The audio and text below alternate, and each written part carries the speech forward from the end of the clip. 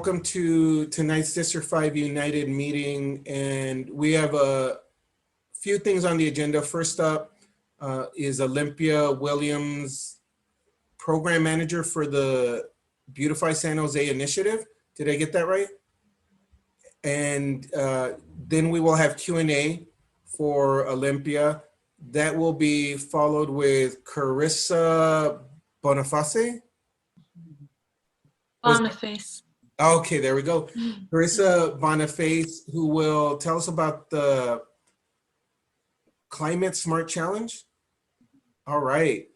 And then we also have Angel Madero here from the District 5 Council office, who will give a brief update. And then we also have a gentleman at the end, and he has not yet joined, who will give us information about a development he's proposing. And we will have questions and answers sessions after each presentation. And we'll go ahead and start with Olympia Williams. Let me just do one last reminder. Dear audience, if you'd like to pose a question or make a comment, use the Q&A feature. We will call on you in that order. You'll be able to share your audio and video. If you prefer not to share your audio and video, just note it and I will read your question or comment. And I'm handing it off now to Olympia. Perfect.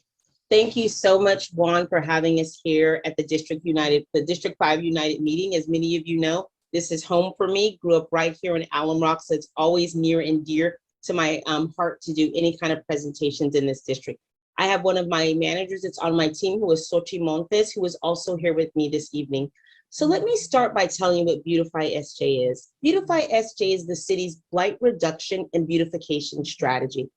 Everything falls under my unit, including litter, trash, neighborhood dumpster days, graffiti abatement and removal, volunteer events, and everything you can imagine, including illegal dumping, and just recently, kind of our homeless encampment trash program. But before I get to the homeless encampment trash program, I want to tell you a little bit about the other program. Pre-COVID, and as we're starting to transition out of COVID, we conducted about 700 litter events every year in partnership with all of our council districts, every neighborhood association. That's where you go in and pick up those paper bag wrappers and chip bags, etc. The litter, things that you can gather and put in those green bags. I also have the illegal dumping program. That's all of that stuff that people don't want, and they either just illegally dump in a neighborhood or push out to the street.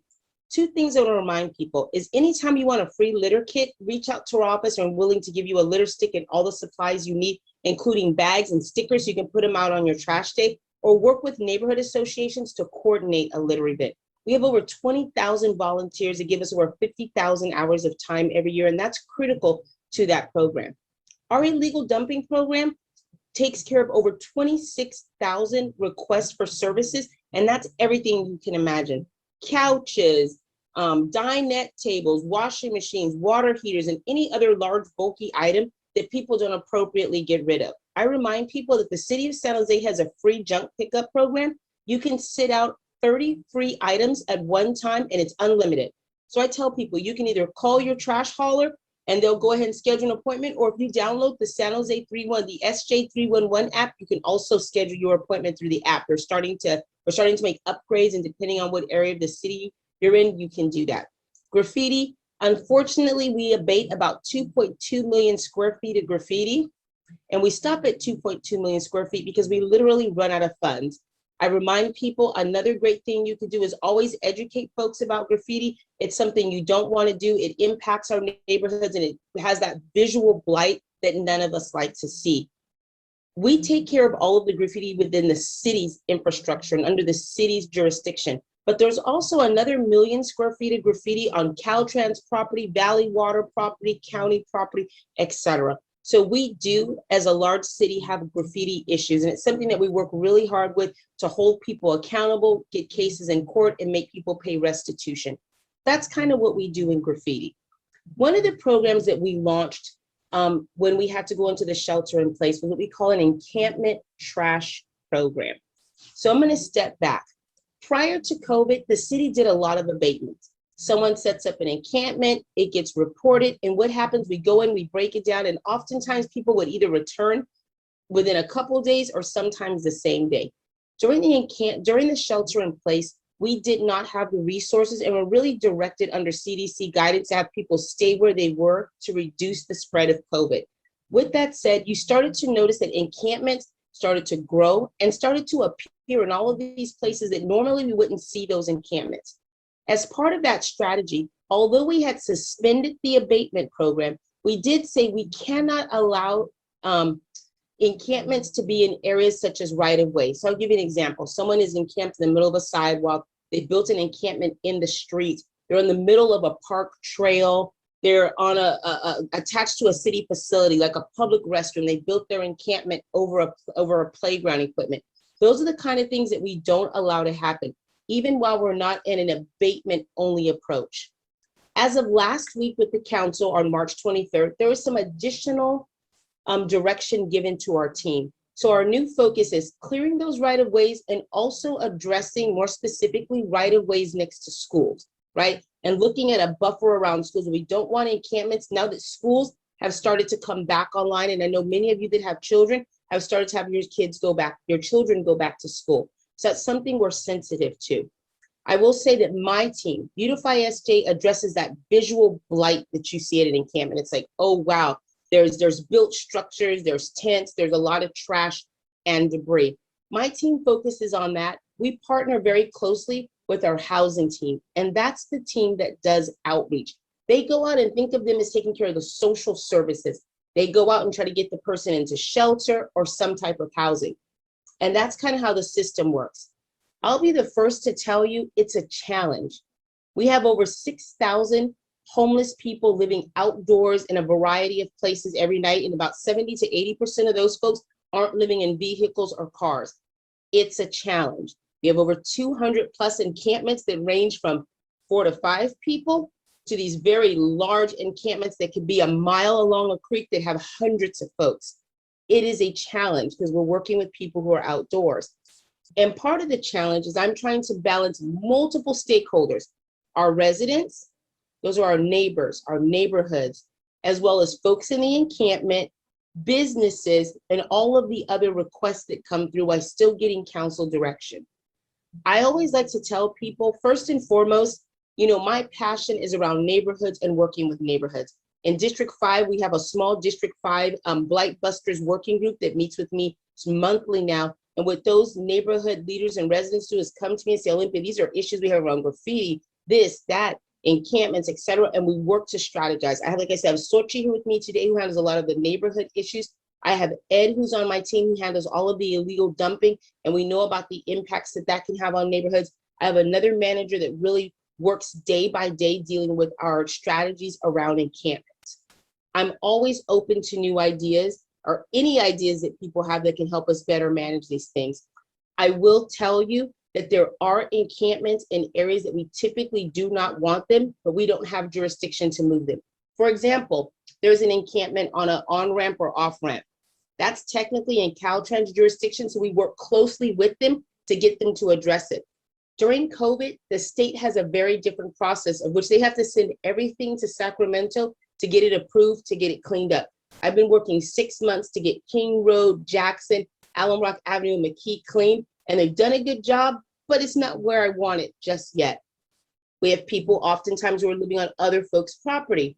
Valley Water, where I'm like, this encampment needs to move, but we have no jurisdiction for us to move it. Or I've been given other direction that at this time, that's not the priority. Doesn't mean it's not important, but it's not a priority. So just to remind people, we're really focused on those encampments in the right-of-way next to schools. Then we're really looking at having people in the right-of-way. We don't want them encamped there. I don't want folks in the middle of a sidewalk. The third wave we're really looking at is how can we now start to address encampments that are kind of on those open lots in land and or on other people's property, which can be a challenge to get to. Just to go back to the encampment trash program. That program was started during COVID. It is something that we've proposed in the new budget that we want to continue. My team visits 200 plus encampments every other week. So we go there every 2 weeks for trash service.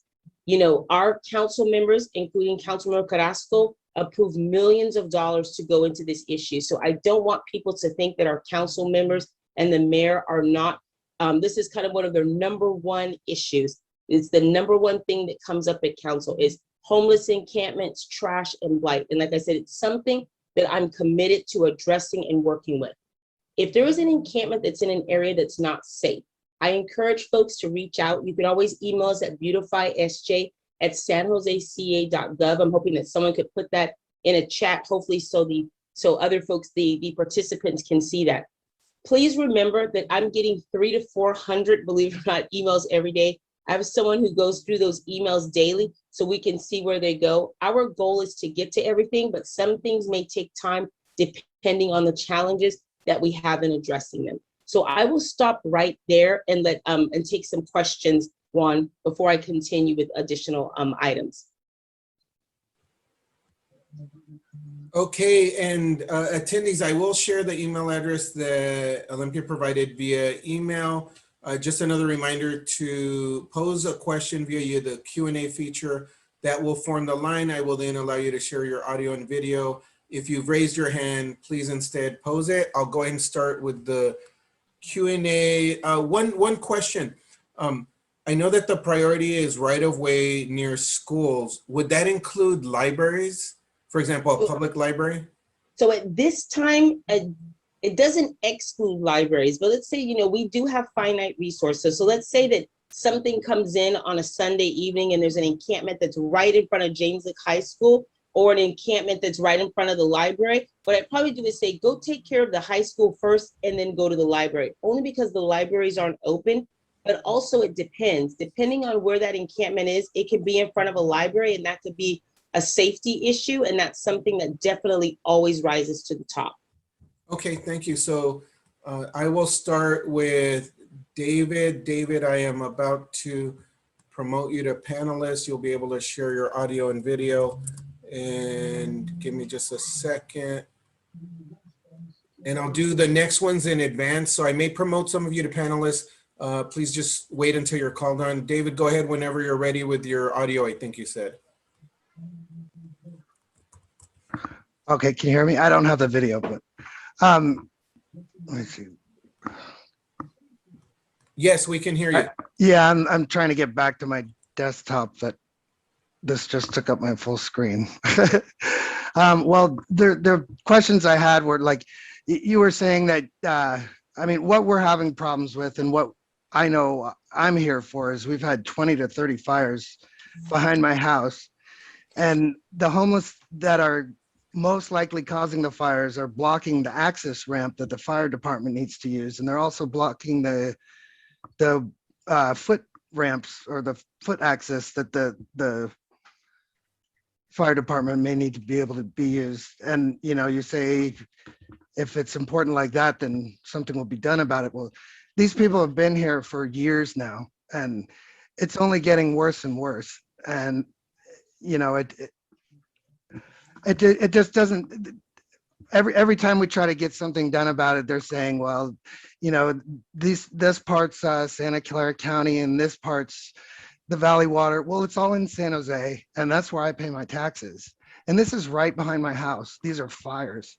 And Okay. we have David, been can you tell me trying to. which street you live on? That'll just help me so I can just know which I creek live you're on Granite Creek Place. I'm talking about Silver Creek that runs. Lower Silver Creek. Okay. Yeah, there've been 20 to 30 fires. We can't get anybody to move them. And I've been emailing homeless concerns. I've been emailing District 5. I've been, anybody who I could possibly do. And it's been, 2 months and there've been fires constantly. And if that's not important enough, it makes me wonder, what kind of a job is being done here, because we need to depend on somebody to keep us safe. Yeah. And then also what happens if there was a longer pandemic that was 5 to 10 years? Would we be on our own and nothing would happen for 5 to 10 years because, the county has recommended you don't move them? I mean, we're getting, crime and fires and drugs and all kinds of stuff happening. There are break-ins to homes, break-ins to cars, and they're all from these homeless encampments. And Thank you, David. we're just Thank you for the ignored. question. So it sounds like you're wondering if this is a situation where it should be considered high priority. Well, it And is. it would be great, just in the interest of time, if we could allow Olympia to respond. I know that there is others with questions. Is that okay? That's fine. I mean, I know it is high priority. I don't know if it is or not to the people that are in charge of getting these people moved, but it is to the people that live along the, the creek here. And if we lose our homes, that's like most of what a lot of us have. And it's, Perfect. So let me start here, David. So first, I apologize that's happening.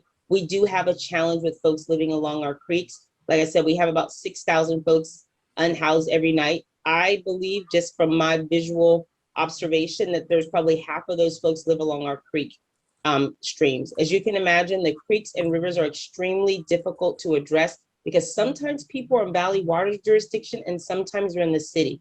But I will tell you this, I've established meetings and I meet with Valley Water every 2 weeks. This morning we met and we've started to clean areas.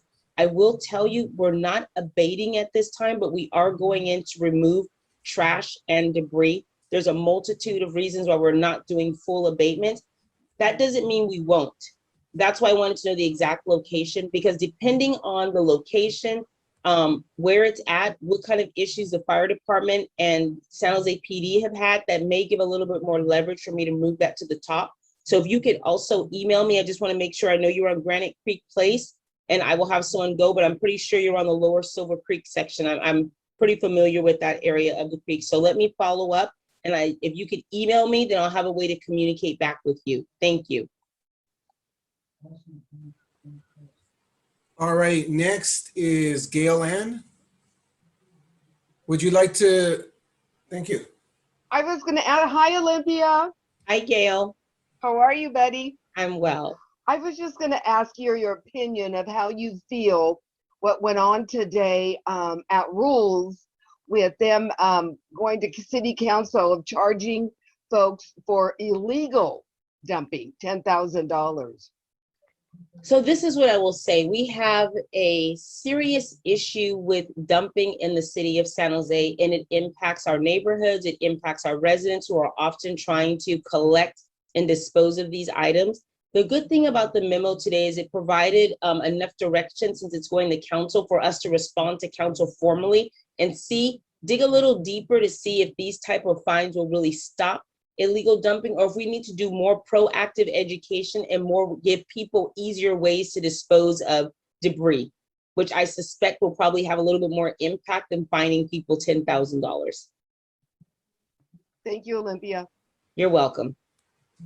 All right, and before going into the next person, I'll just comment that I, for one, and I think many people, have absolutely no issue with individuals who are unhoused, who are often people just like us. And I'm bringing it up now because the issue is often the health and safety hazard created by illegal dumping. For example, at an encampment that is probably by another individual that might cause something to start on fire. And so I'm just mentioning that as we talk about all of this, I think the main concern that I hear is, how do we clean up the mess, not how do we get rid of people? And I just want to point out, I, for one, have absolutely no problem with anyone being unhoused. It's very unfortunate. I just want to make sure that's clear. So next is Bruce. If I could just respond, Bruce, just before you ask your question. Sure. I think that's a good point, Juan. What I tell people all the time is my team goes to encampments and I'm pulling out about 500 tons of debris a month. If people can believe that, across the city. I can tell you our unhoused community don't have washing machines, 4 water heaters, dinette tables, china cabinets, entire sofa sets. Oftentimes people think they're helping by donating to the encampment because they either don't want to use a free junk pickup program, or they don't want to pay to get rid of it. So I tell people that all the time, that's oftentimes what we find, that some of the problem with the trash and debris starts with us. It's, I don't want this couch, I'm going to sit down and put a free sign on it. And if no one takes it and it just disappears at the encampment, that's okay because I got rid of it. So, I think that's important for us to use the appropriate channels to get rid of those items we don't want, because it costs the taxpayers 3 times more to get rid of it when we have to go into an encampment and pick it up. And Bruce Seltzer, I believe, wants the question posed, and he says, why aren't we getting people off the streets and out from under bridges? Other states are moving forward. Why aren't we? Oh, I think that's a great question, Bruce. So as you can imagine, we have 6,000 unhoused people, but we do not have 6,000 shelter beds, tiny homes, or transitional spaces for people to go. So part of our challenge is we don't have enough extremely low income housing, or other shelter beds for people to go into. Sometimes people are hesitant to go into certain areas just because of the nature of where they may have to stay in a shelter for a variety of reasons. That's been our challenge. Our housing department, along with the county, many of us may remember a few years back, we voted on something called Measure A to get more housing built in this county. And that's what I'm truly dependent on. I tell people all the time, my specialty is really neighborhood beautification and going in and what do we need to do to make our neighborhoods beautiful? I've had to spend an enormous amount of time just going through the blight and can barely get to the beautification. So I'm truly dependent on our housing partners to get folks housed so that we can address many of the issues that we see where people are living in encampments. All right, next is Joanna. Hi, thank you so much. I'm wondering when we do start focusing on open space encampments, how those will be prioritized. So I think you're talking about the sanctioned encampments where we have an area for people to go. Some of the challenges with sanctioned encampments, if we actually have to find places, I'll be honest, when our teams from housing have gone out to try to find places for tiny homes to go or places from sanctioned encampments, neighborhoods are like, nope, don't want it anywhere in the district, don't want it next to me. So we're oftentimes left with very few places that we can actually place an encampment or tiny home.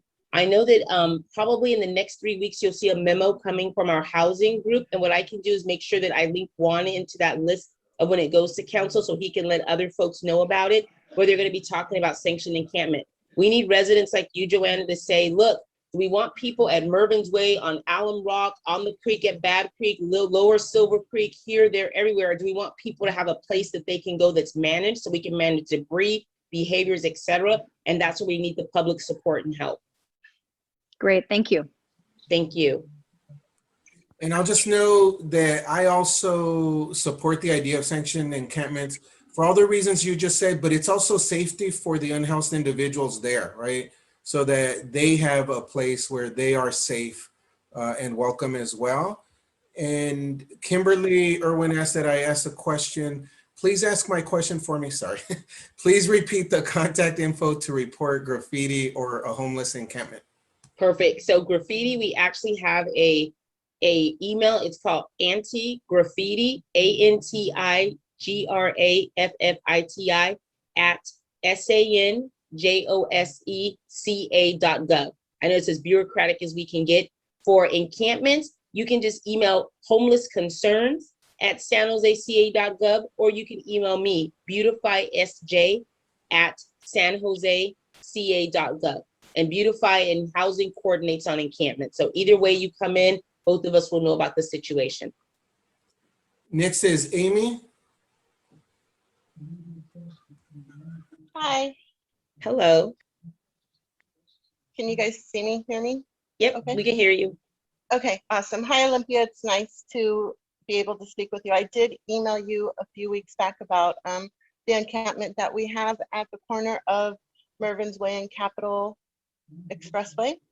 And I guess one of my main concerns is in our area where we live, we're literally a one-way in, one-way out. There's nothing but courts in our area. There's 81 homes, and there's more than 81 people at these encampments at both ends of our streets. And that's when they congregate into the creeks and start fires. But my question is, like, we fall under all the categories, under blight, under safety. You know, I've actually just gotten a hold of Lieutenant Williams, and I've had to email him pictures of like people walking in our neighborhoods with crowbars. You know, someone just got stopped yesterday by one of our neighbors.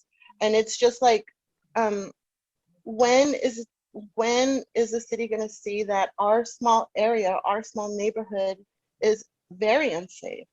You know, I have a 5-year-old, and when he went to his 5-year-old checkup, his doctor said, you know, are you afraid of anything? And the only thing he said was the homeless. Yeah. And it's like he can't play in the front yard because we get, they walk by, they gawk at us, they tell us so many things that I don't want my 5-year-old hearing. We can't be in our backyard because, they start fires. If we tell them, like, please don't start fires, they tell us to mind our own business. They throw dirty needles over our fences, use condoms. And it's like, what am I supposed to be doing with my 5-year-old and showing him how to love his community if nobody is putting into that love except for us, and we're not being heard. Nobody is taking us into consideration because we are such a small neighborhood. Yeah. So I know that neighborhood well. I know where the Mervyn's Way encampment is. I've been there several times. This is what my challenge is, but I haven't given up. It's a priority, and I have to work with 3 agencies. It's the city owns the sidewalk, but we technically own nothing else there. Where the people are on the lot, that's the county property, and where people are along the creek, it's valley water. That is our highest priority area. What we're trying to do is work so in late May, we can clear it. Our challenge is every time we've cleared it, people have come back.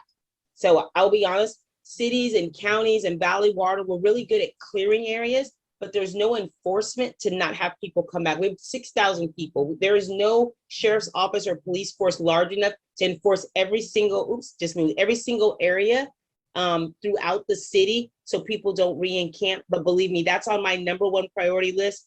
Council members have heard me talk about it across the city, as well as our executive staff. And that's something I'm working with the county, that's roads and airports, and with valley water. And we're looking at clearing that area. Our challenge is keeping people from re-encamping. All right, and that's where I think maybe the sanctioned encampments will help. Steve, you're next.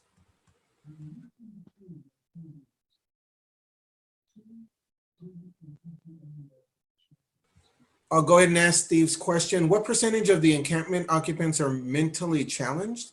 What percentage are drug abusers and unwilling to accept shelters and/or rehab? That's a good question. That is not data that I would track. That would be data in the housing department. So I wouldn't have the percentages.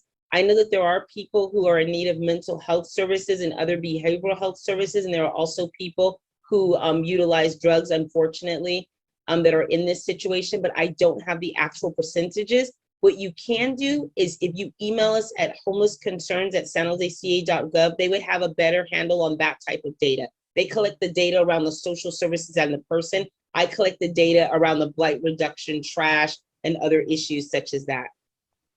All right, next is Brad.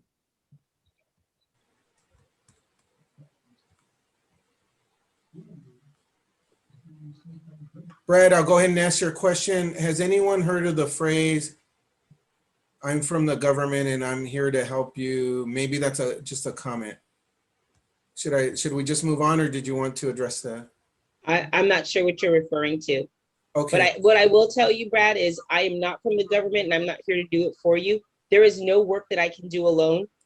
We have an entire multidisciplinary team that's working on homelessness. It's a challenge. The county has a team. We have a regional Bay Area team where we're talking about it. We're spending billions of dollars in this. So we'll continue to do that. What I do like to ask people is please get involved with groups such as this, get involved with the county, and get involved in any other organizations that are looking to address homelessness.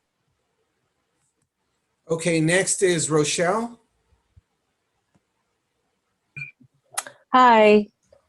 You know, Hello. I'm in, hi, how you doing? I'm on Granite Creek Place also. And just like Amy said, we are stuck. We have nowhere to go. We can't walk the sidewalks. Those people that are around the corner on Mervyn's Way, they're not nice. They do come. We did see them with crowbars. All of us had to spend money to put cameras on our homes just to watch out for each other. We have a whole text with all of our neighbors just to be sure that, you know, if they see something, say something. So I feel that we're doing what we need to do. We take pictures, we email, we do all this, but we hear the exact same thing from everybody. And we want the people gone. We really want the people gone. Juan, I hear you. I hear what you say. But I really feel that if they weren't there, then the trash won't be there. I mean, we have caught people back their little red truck up and dump their trash over on Mervin's Way. So we called immediately, and thank God they came out immediately to clean it. But it's a constant battle for us. It really is. And we feel we've done everything that we supposed to do, but it's not going to go away until the people are housed. And I understand 6,000 people, that's a ridiculous amount of people to house. I understand that. But at the same time, we're doing everything we can, and it's just getting frustrated. We're getting frustrated. I can understand the frustration. Yeah. I don't want people to think that I don't see this. I see it, I live it, I'm engaged in it all day, trying to think of strategies of what we can do. I've spent millions of dollars cleaning up to spend 7-8 million more to clean up the exact same places that we've been to multiple times. I will tell you, at Mervin's Way, I pay Green Team to go there every Saturday to pick up trash. My team goes twice a week because the other agencies aren't paying. The city, I decided that we need to clean this up, whether it's our jurisdiction or not. I understand the issues around the behaviors. What will help me is if people continue to report these issues to the captain, Todd Trayer, or people continue to at least call 311. When I start looking to talk about abating, the first thing that I have advocates ask me is, well, there have been no police reports. How do you know there's crime in Olympia? Just because you went out there these 3 days and saw something. So I understand the frustration. It is a high priority issue that we're trying to abate. The challenge is once we abate, people tend to return. So it's like, we need to get the area abated, and then we need to see, can the county fence it? They don't think fencing is going to help. So it's a challenge. It's an open space. So we're looking at what other kinds of barriers we can place in that area. But I do understand your frustration, and I have not given up on this area being addressed. We appreciate that. We're going to Definitely. keep reporting. We will keep reporting. Please keep reporting. Believe that Yeah. helps more than you can believe. But that's the challenge, literally, is, where do we house these folks? How do we get Mhm. out of neighborhoods and areas? And that's our challenge. Yeah. All right, so two more questions. Gloria, go ahead. I'll give it a few more seconds and then I'll read it. So Gloria says, hello community, city leaders need to advertise services and resources for community to dispose of large items for free instead of dumping it on neighbors. Also, homeless encampment poses a threat for neighbors when items are burned and usage of drugs. We need more San Jose Police Department and community outreach to move homeless encampments, provide mental counseling for those who accept it. Did you want Hi, this is Gloria Quiroz. Real quick, because I'm taking care of mom. There's a resource for the community. If anyone want to use it or share it, it's sjenvironment.org/junk pickup. It's free and it gets rid of your large items instead of people dumping it on the neighborhoods corners. You know what I mean? So it's free. It's a city resource that could be used unless somebody else knows about something else. But you visit the website. It's sjenvironment.org/junk pickup. And there's also a number to report illegal dumping. Is 408-535-3500. This is through the city of San Jose. I'm just sharing the information to our community members. All right, thank you. And last will be David. David, you had more questions. Did you have additional questions or were they answered earlier? Well, I wanted her to know that we spoke to Captain Trayer. He went back there and did what he could, but he needs to coordinate with the other departments too. That has been a problem in the past and a problem also with enforcing it. We need to be able to call police when they're back there because these fires, we can't wait. We have to do something to stop this. And the only way to stop this is to keep people out of back there. And then like the homeless encampment that's on Mervin's and Capitol, that's been there like 5 years. It's been gone for maybe a day or two, but they move across the street, they come right back. and there has been no, repetitive action to do anything to keep them out of there. They feel like that is their property now. They've been there so long, they feel they have a right to be there now. And it's only attracting more and more people. And the only other thing was I need to know what's going to be done about these people back there starting the fires. I mean, that's what the whole reason why I'm here today is that, because we can't wait any longer. It's a very, very serious thing. Definitely. So a couple things. I think having Angel here from District 5 office so he can hear this and take this back to Magdalena helps. I would encourage people this is what I'll tell you. When I go to council, in their mind, they pay me to advocate for neighborhoods. Of course, Olympia, these are things you want. That's your job, to advocate for neighborhoods. But oftentimes I need the voices of residents to also show up and say these same things. So what I will do is get people more engaged so that you guys know when these items are going to council, so that people could call in or write an email in the public record that helps so those things be brought to a priority. How did schools and areas around schools become a priority? Because people organized and said, I want to make sure if they're going to start abatements, that they start abating encampments next to schools. I think next we're going to be looking at the creeks. We need a comprehensive creek strategy that includes the city, the county, and Valley Water. Right? We all have property that we own up and down those creeks that we have to look at addressing. Mervin's Way, I know I drive by that on a regular basis and look over. I have a team that goes over there. I've spent tens and thousands of city resources addressing it. But until I have the authorization to say, you can just abate at will, I'm gonna have to continue to manage under the city's direction, to manage under council's direction at this time. That area is what I perceive as a safety issue. So I've been working with both the county and Valley Water so that we can address it. The challenge is not addressing it. The challenge is we can clean it on Monday, and I know the folks will be back Monday evening because they do think it's home. And barring any kind of enforcement or some type of barrier that prevents re-encampment, it gets very difficult. So we're gonna need a different type of resource. So as we clean up, we can also sustain those efforts as we continue to do this work.